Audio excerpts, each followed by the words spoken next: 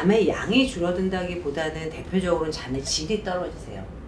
저는 항상 환자분들한테 자는 것도 뇌의 기능이다. 왜 우리를 회복시킬 수 있는 그런 기능이거든요. 스마트워치니 스마트 링이니 이런 웨어러블 기기를 맞아요. 이용해서 이제 수면 패턴이라든가 수면 시간을 체크하는 방법들이 이제 좀 선보이고 있는데 효과가 있습니까? 저는 이제 일장일단이 있다고 봐요. 환자분들께서도 가끔은 이제 이런 웨어러블 디바이스로 스마트워치로 수면을 측정해가지고 오시는 분들도 있어요. 근데 이제 불면증 환자분들은 본인이 못 자고 자는 거에 대해서 굉장히 관심이 아주 투머치하게 많고 이제 못 자는 거에 대해서 걱정을 많이 하시는 분들이에요.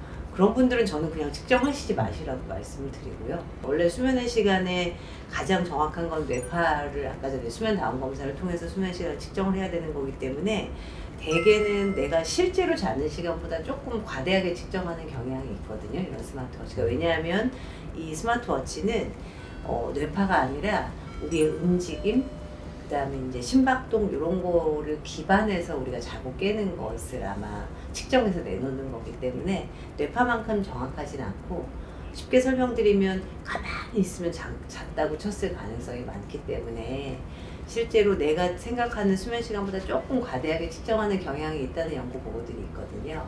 그래서 이제 그런 것들을 감안하셔서 이제 보시는 거죠. 미국 수면학회에서는 몇 년 전에 오르솜니아라는 그런 개념을 얘기했어요. 사람들이 너무 스마트워치 뭐 이런 걸로 잠에 대해서 관심이 과도해지니까 오히려 이게 불면증 같은 그런 증상을 야기하는 거 아니냐. 이제 그런 개념도 있기 때문에 사실은 적절하게 활용하시는 게 좋을 것 같습니다.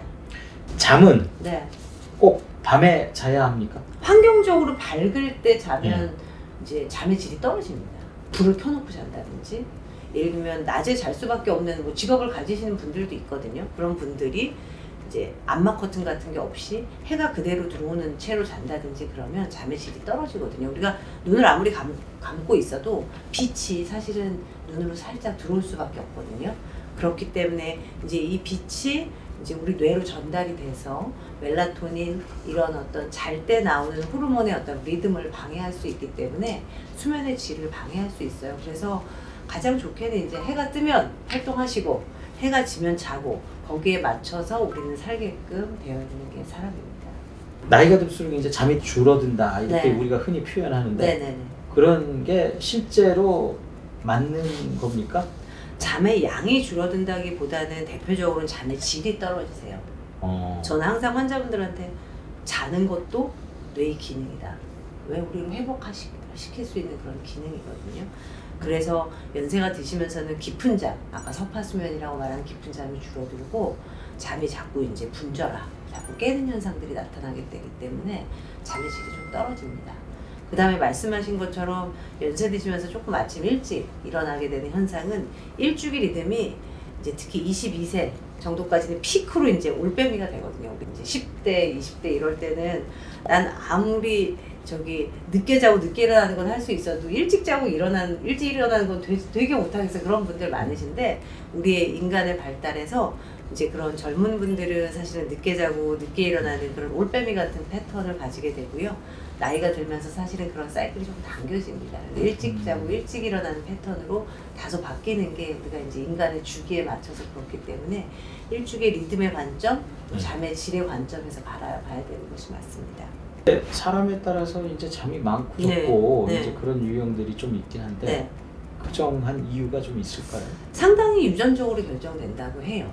어떤 단독 유전자는 아닌 것 같고요. 여러 가지가 이제 복합적으로 유전적으로 작용할 것 같은데 어느 하나의 특정 유전자 이런 것들은 정확하게 밝혀진 것은 없습니다.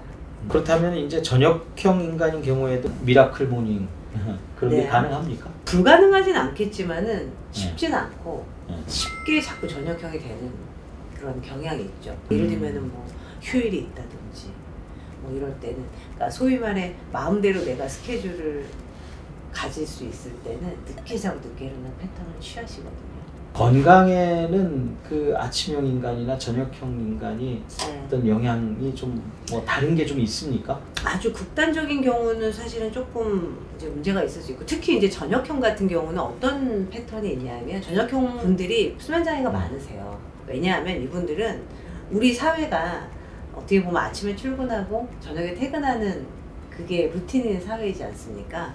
그렇기 때문에 자는 거는 늦게 자는데 깨는 거는 남들하고 비슷하게 깨게 되는 거죠. 깨야 되는 거죠. 학교도 가야 되고 직장도 가야 되고 하기 때문에, 그러다 보면 수면이 부족하세요.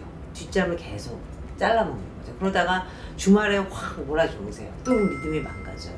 뭐 이런 식의 패턴을 사실은 저녁형 분들이 가지기 쉽기 때문에, 사실은 이제 저녁형 분들이 수면 장애가 많으세요.